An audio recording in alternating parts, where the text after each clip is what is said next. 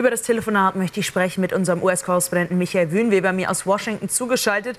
Ja, Michael, also 2 Stunden lang wurde telefoniert, die beiden mächtigsten Männer der Welt, wenn man so will. Und herausgekommen ist am Ende eine 30-tägige Waffenruhe für die Infrastruktur, was die Energie angeht. Ist das wirklich schon ein Erfolg?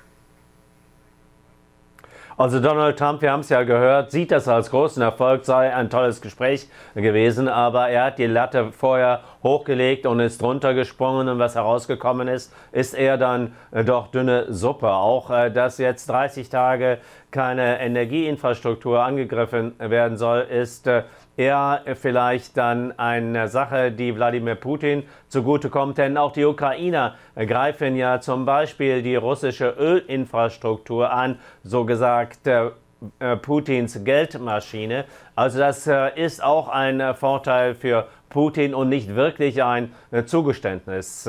Dass jetzt weiter verhandelt wird am Sonntag, ist zuerst einmal natürlich gut, aber viele Skeptiker hier in den USA, auch die in Trumps Administration in seiner ersten gearbeitet haben, glauben, dass Putin eher doch da eine Hinhaltetaktik durchzieht und am Ende es schwierig wird, da substanziell Zugeständnisse zu bekommen. Und dass überhaupt nicht darüber gesprochen worden sein soll, wie Donald Trump es ja in dem Interview am Abend kundgetan hat, dass über die Einstellung von Hilfen für die Ukrainer, dass das kein Thema gewesen sei. Also da gibt es unheimlich viele Fragezeichen. Es hört sich aus Moskau ja anders an. Was ist im Übrigen mit den Gebietszugeständnissen, über die gesprochen werden sollte, laut Trump? Was ist dabei herausgekommen? Also wir haben mehr Fragezeichen im Moment, als tatsächlich Erfolge zu verzeichnen.